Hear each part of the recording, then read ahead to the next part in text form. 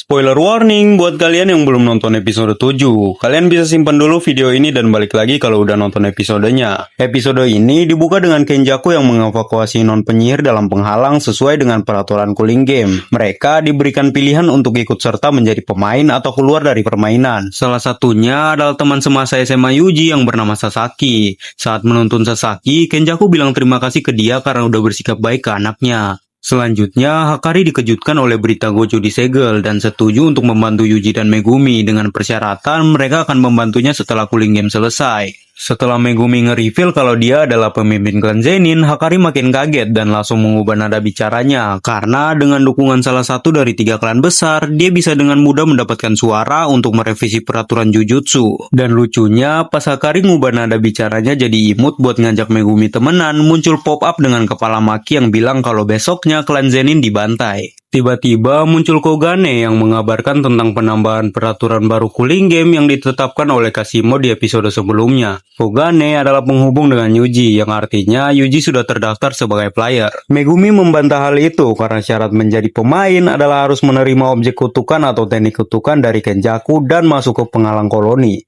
Sementara Yuji tidak ada perjanjian sama sekali dengan Kenjaku dan belum memasuki penghalang. Yuji sempat menelanjari Sukuna, tapi itu tidak termasuk karena Yuji menelanjari itu karena kemauannya sendiri. Sebenarnya, Kenjaku sudah menyatukan Yuji dengan salah satu jari Sukuna saat mengandung bayi Yuji. Karena itulah, Yuji termasuk sebagai pemain.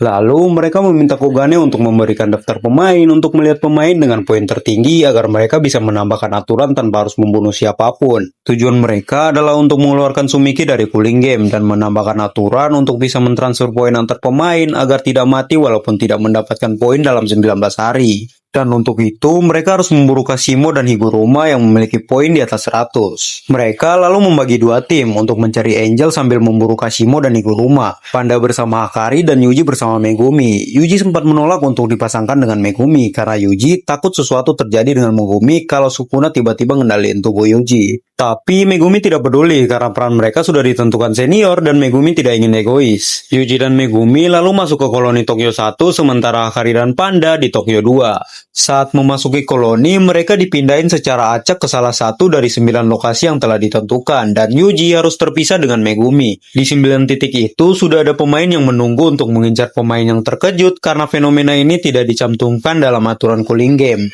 Yuji lalu diterjang sama cewek berkepala jet bernama Hanyu yang langsung di-shutdown sama Yuji. Pacar Hanyu yang bernama Hababa geram melihat Yuji menjatuhkan ceweknya dan langsung menyerang Yuji habis-habisan dengan baling-baling bambunya dan berakhir dengan player Hababa yang ditendang Yuji. Sementara itu di sisi lain sekitar 2 km dari tempat Yuji, Megumi lagi gebukin cewek yang bernama Remi dan terlihat kalau Megumi berperilaku kasar dengan perempuan dan tidak segan menyakiti perempuan.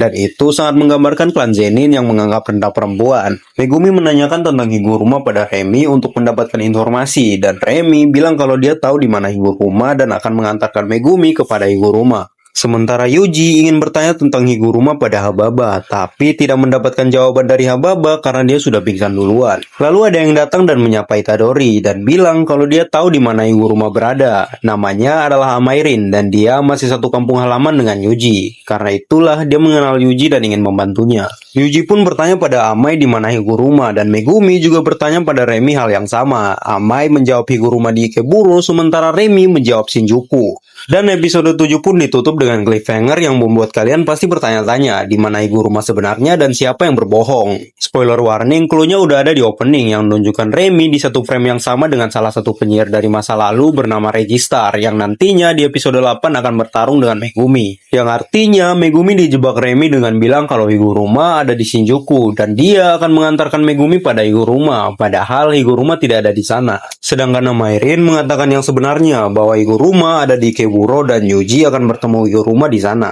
Like dan subscribe kalau kalian suka sama video kayak gini dan makasih juga buat yang udah klik dan nonton video ini sampai akhir.